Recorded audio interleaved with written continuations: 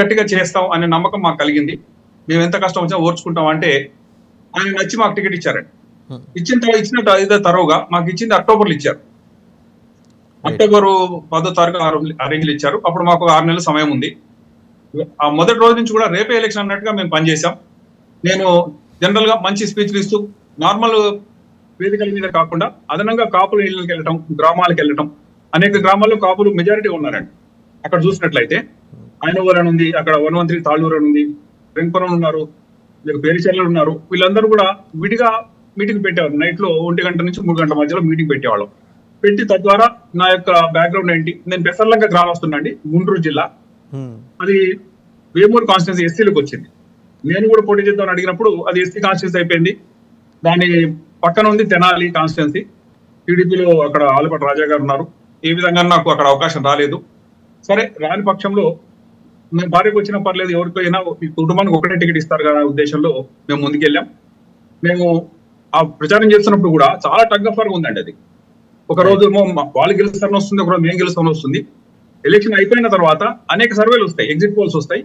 Exit polls 10 తీసుకుంటే 9లో మేము ఓడిపోయామని వచ్చిందండి. ఓడిపోయారు, 4000 ఓడామని, 2500 ఓడామని వచ్చింది.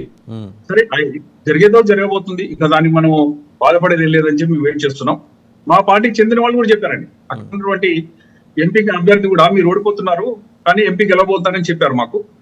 సరే అండి, మేము చేయగలం చేసాం, ఇంతకు మించి ఏం చేయలేము అనే ఉద్దేశం మేము ఉన్నాం. ఆ తర్వాత ఏది జరిగినా ఇక అది మా అదృష్టం కానీ మా కర్మ అని అనుకుంటామని చెప్పాం. ఊహించిన విధంగా ఆ కౌంటింగ్ లో కూడా 18 రౌండ్స్ ఉంటాయండి.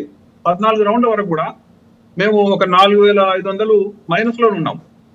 అది చూసిన తర్వాత ఇంకా మిగతా 4 రౌండ్ లో మనం ఏం గెలుస్తాం అనుకుని మేము కూడా ఆశలు వదులుకున్న సందర్భం అది. ఎంతో కష్టపడిన 6 నెలలు 7 నెలల్లో మేము కెరియర్స్ కూడా వదిలేసుకుని అక్కడ ఉన్నాము. అది చూస్తుంటే చివరికి ఆ 4 రౌండ్స్ లో కూడా ఎక్కువ శాతం కాపులు ఉన్న విలేజెస్, ఒక రెడ్లు ఉన్న విలేజెస్ వచ్చినాయండి. వాటిల్లో ఒక్కొక్క రౌండ్ కి 2000 పెరిగినాయి. లాస్ట్ రౌండ్ లో 3000 పెరిగినాయి. అట్లా చూస్తే చివరి 4 రౌండ్లు మాకు 10,000 లీడ్ వచ్చింది. మాకున్న -6000 పోయి మేము 4500 గెలిచాం. అంటే గమనించి చూసినట్లయితే అసలు మొదటి నుంచి కూడా మేము అగెన్స్ట్ సైడ్ వెళ్తున్నాం, అంటే ఎదురెళ్తున్నాం. మేము కాన్స్టిట్యున్సీలో ఎంటర్ అయ్యి మాకు టికెట్ ఇచ్చిన అధినేతనే మీరు గెలవరని చెప్పి పంపించినటువంటి సందర్భం అది. అది ఒక ఛాలెంజ్ తీసుకున్నాం. ఎందుకంటే డాక్టర్ గా మేము మంచి పేరు పొందాము, మాకు హాస్పిటల్స్ ఉన్నాయి. కానీ ప్రజాక్షేత్రంలో ఎలా ప్రజల హృదయాలు గెలుచుకోగలుగుతాం, ప్రజలు ఎలా మన యొక్క నమ్మకాన్ని వాళ్ళు కలిగించగలుగుతాం. మీరు అంత కాన్ఫిడెంట్ గా నియోజకవర్గంలో పనిచేశారు. జగన్మోహన్ రెడ్డి గారు ఓడిపోతారని చెప్పినా గెలిపించి ఆయనకి గెలుపుని బహుమానంగా ఇచ్చారు. ఇంత జరిగిన తర్వాత మీకు వారికి ఏదో పొరపచ్చాలు వచ్చాయి, రైట్, అదంతా అయిపోయింది, గతం గత. ఇప్పుడు చంద్రబాబు గారిని అదే సీట్ అడగచ్చు కదా, తాడికొండే అడగచ్చుగా మీకు. ఎందుకంటే ఆల్రెడీ మీకు ట్రాక్ ఉంది, మీ ఓట్లను ఎలా రాబట్టుకోవాలో మీకు అక్కడ ఆల్రెడీ 6 నెలలు పనిచేశారు, మీకు అంతా టచ్ ఉంది ఆ నియోజకవర్గం. కొత్త నియోజకవర్గం వైపు ఎందుకు చూస్తున్నట్టు, మీరు చూస్తున్నారా, పార్టీ చూస్తుందా? మీరు మంచి ప్రశ్న అడిగారండి. ఎందుకంటే మనము వేరే పార్టీలకు వెళ్ళినప్పుడు మనకి పెద్దగా ఛాయిస్ ఉండదు అని మాకు అర్థమైందండి.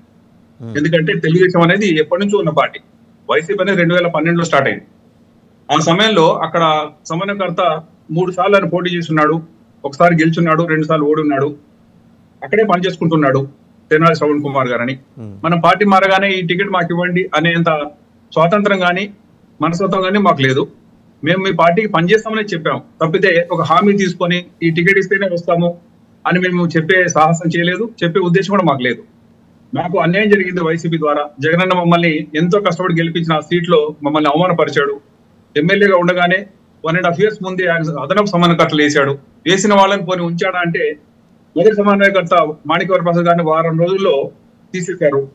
తర్వాత 3వ వారిని వేశారు, ఆ కత్తెర సురేష్ గారిని వేశారు. నేను ఆ రోజు కూడా చెప్పాండి, మా మీద క్రాస్ ఓటింగ్ ఆరోపణలు వచ్చినప్పుడు ఇట్టి పరిస్థితుల్లో అన్న సరైన డెసిషన్ తీసుకోవట్లేదు, ఆయన ఈ 3వ వేసినటువంటి కత్తెర సురేష్ కూడా ఎలక్షన్ కి వెళ్ళడు, ఈయన ట్రయల్ అండ్ ఎర్రర్ లో మ్యూజికల్ చేసి ఆడుతున్నాడు తప్పితే అక్కడ ప్రజల యొక్క అభిష్టం ఏంటి తెలియట్లేదు ఆయనకి. క్షేత్రస్థాయిలో ఇన్ఫర్మేషన్ లేదు. కేవలం ఎవరో ఇచ్చిన ఒక ఇన్ఫర్మేషన్ ద్వారా కోటరీ చెప్పినటువంటి వర్షన్ నమ్ముతున్నాడు తప్పితే అసలు డాక్టర్ శ్రీదేవి గారు మళ్ళీ అక్కడ నిలబెట్టినా గెలిచే అవకాశం ఉండేది అని నేను ఆ రోజు చెప్పాను. అసలు క్రాస్ ఓటింగ్ ఆరోపణలు కూడా శుద్ధ తప్పని, అది కేవలం ఆరోపణలు మాత్రమని, మాకు అటువంటి దౌర్భాగ్య పరిస్థితి లేదని, డబ్బుకు అమ్ముడుపోయే వాళ్ళని కాదని, అసలు వాళ్ళు ఏ విధంగా సీక్రెట్ వ్యాలీని బహిర్గతం చేశారని, అలా చేస్తే సీక్రెట్ వ్యాలీ యొక్క పవిత్రతను వాళ్ళు భంగం కలిగించే వాళ్ళు అవుతారని, అసలు అది చాలా తప్పని.